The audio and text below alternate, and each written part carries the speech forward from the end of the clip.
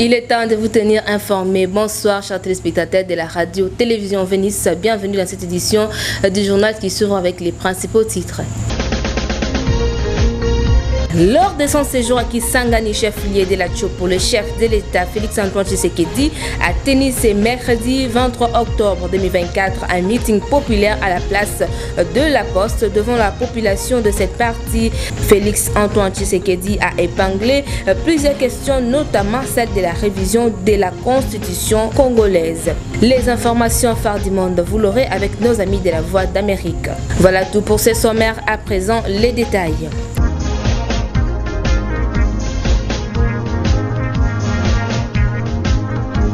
Bonjour, le président de la République démocratique du Congo, Félix-Antoine Tshisekedi, séjourne à Kisangani, chef-lieu de la Tchopo, où il a tenu ce mercredi 23 octobre un meeting populaire à la place de la Poste devant la population de cette partie. Félix-Antoine Tshisekedi a épinglé plusieurs questions, notamment celle de la révision de la Constitution congolaise. Suivez ce reportage pour les détails. On se croirait en période électorale et pourtant il s'agit d'une simple rencontre ordinaire entre le chef de l'État et ses compatriotes. Un rendez-vous pris il y a quelques mois. Devant cette foule innombrable massée à la place de la Poste, le chef de l'État, Félix-Antoine Tshisekedi Tshilombo, a tenu un meeting de près d'une heure. Le président de la République a remercié la population de Kisangani pour l'accueil lui réservé et la confiance placée en lui à travers le vote à la présidentielle de 2023.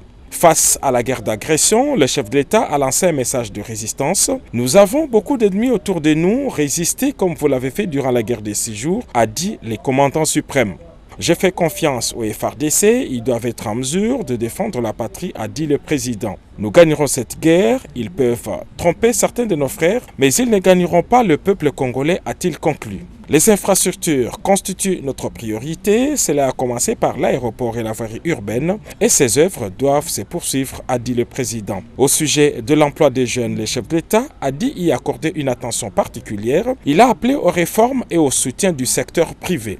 Interpellé par la population au sujet du pouvoir d'achat, le président de la République a dit que la solution demeure dans la production locale pour éviter des importations qui se font en monnaie étrangère. Le président de la République tient à l'éducation. Il dit poursuivre la gratuité de l'enseignement de base. En matière de santé, le président de la République a vanté la couverture santé universelle qui a commencé avec la gratuité de la maternité. Le chef de l'État a appelé à l'unité entre communautés locales. Il a salué la baisse des tensions entre les tribus locales. Enfin, le chef de l'État a abordé la question de la révision constitutionnelle. N'ayez pas peur, notre constitution contient des faiblesses. Il est bon que notre élite y réfléchisse, a dit le président. Parmi les motivations de la révision, le chef de l'État a cité la lenteur dans la mise en place des institutions et la vulnérabilité des gouverneurs des provinces. La révision ou les changements de la Constitution n'est pas à confondre avec le nombre de mandats qui nécessitent un référendum, a dit le président Tshisekedi. Il a dit à mettre en place une commission pour réfléchir sur cette question. Le lobby que mandat ezabe mi balé, soko sali moko. Peuple congolais appelle sur Ami Balé au Sali Abou Pia. Likambo wana pona ko changer yango et sengeli kaka peuple congolais yemoko o abetela kango cete. Na constitution o elobi que mandat ezabe mi balé soko sali moko peuple congolais appelle sur Ami Balé au Sali Abou Pia. Likambo wana pona ko changer yango et sengeli kaka peuple congolais yemoko o abetela kango cete. Et dans le cadre de la vulgarisation des engagements en rapport avec l'éducation sexuelle complète auprès des leaders responsables des organisations, mouvements et clubs de jeunes de la ville de Kikwit, une forte délégation de l'IFP RDC séjourne dans la ville de Kikwit depuis ce mercredi pour une série d'activités. En prélude de cette dernière, la délégation de l'IFP a visité Madame Lula Charlotte, maire adjointe de la ville de Kikwit. Question de lui présenter ses civilités. Suivez ce reportage avec Bob Luboma pour des détails. Conduite par Maître Brady Bilala, la délégation de l'IAFP-RDC venue de Kinshasa a présenté les civilités à Madame le maire de la ville de Kikwit adjointe ce jeudi dans son bureau de travail.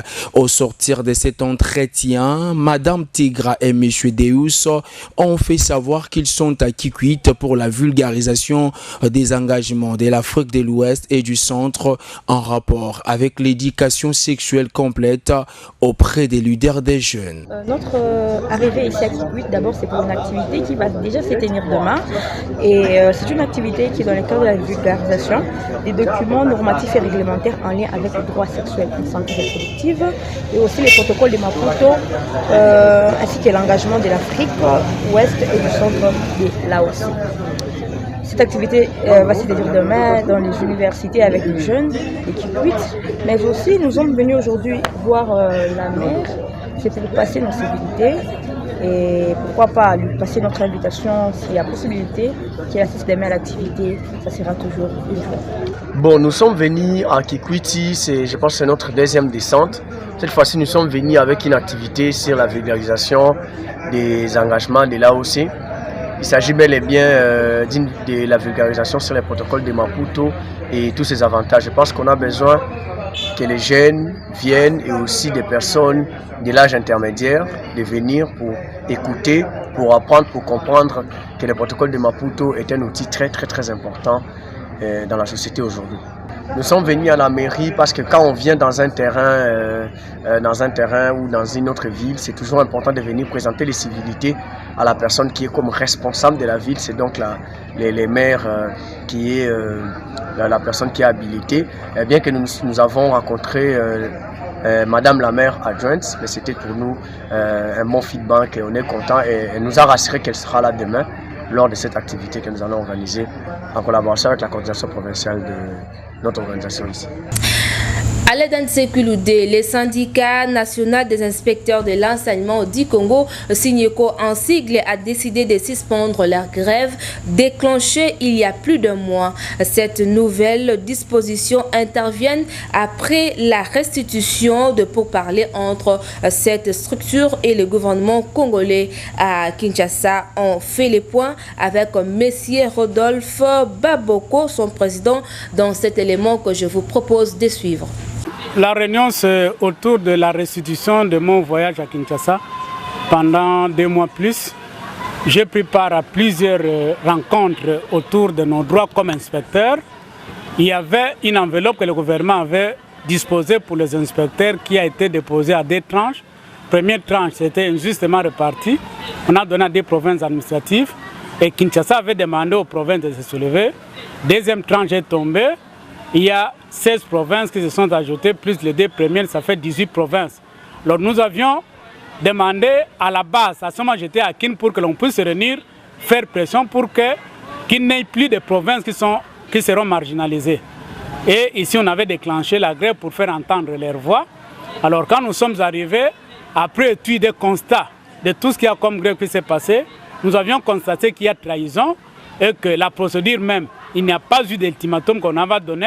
Nous avions arrêté la réunion avec l'Assemblée d'aujourd'hui de suspendre la grève des inspecteurs, que tout le monde à partir de lundi se retrouve dans les écoles pour continuer.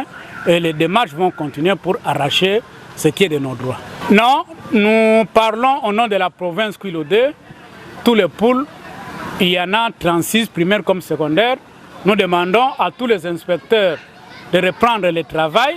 Et nous continuons avec les démarches.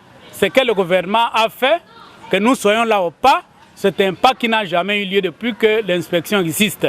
Donc nous devons nous battre en plein travail pour que notre cause soit reçue. Merci.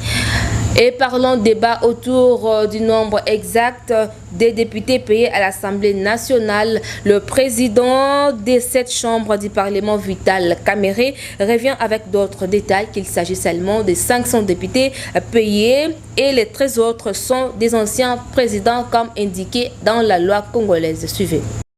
Un chiffre fait laïque. 513 députés. Oh, mon Dieu. Il y a 500 députés. Il faut poser la question, dans la rubrique de la paie des députés, il y en a combien? 500. Maintenant, cette institution, tout comme le gouvernement, tout comme la présidence de la République, a des présidents honoraires. C'est la loi portant statut des anciens présidents de chambre.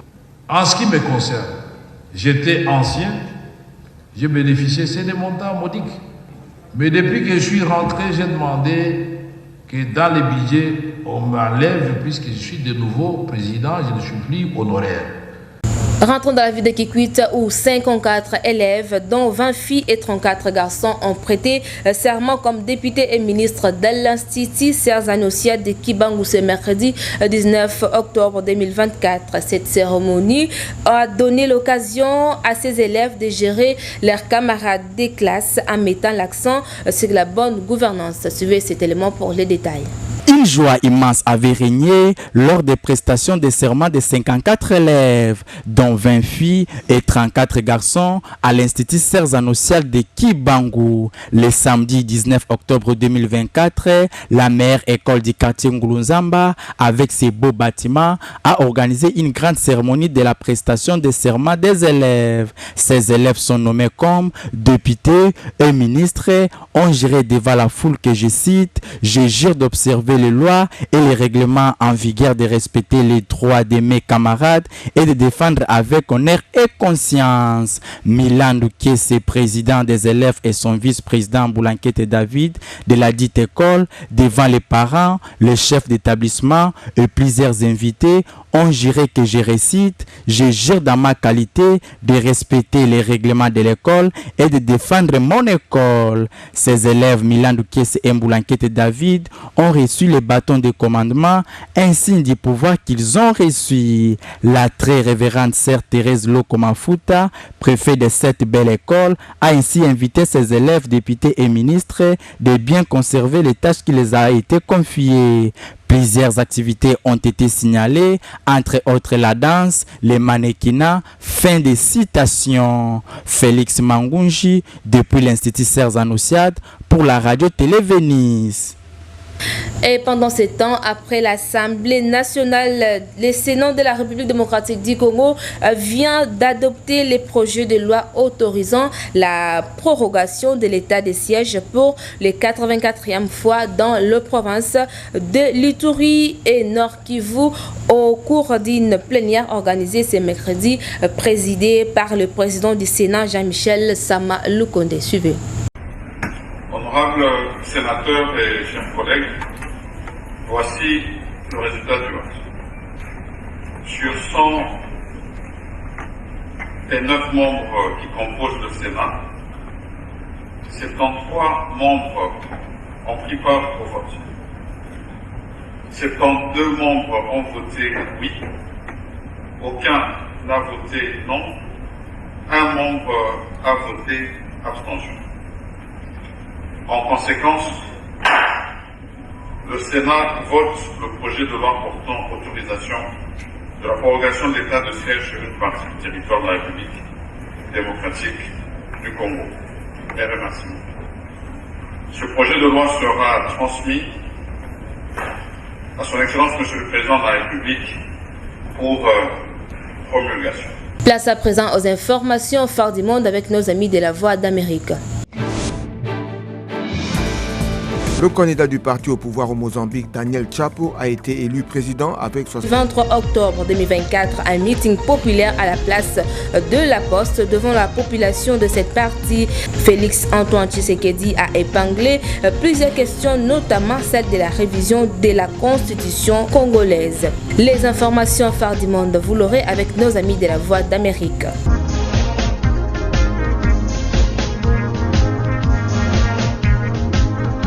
Mesdames et messieurs, c'est par-ci que nous bouclons complètement cette édition du journal. Merci de l'avoir suivi et bonne continuité des programmes sur la Art de Venise. Au revoir.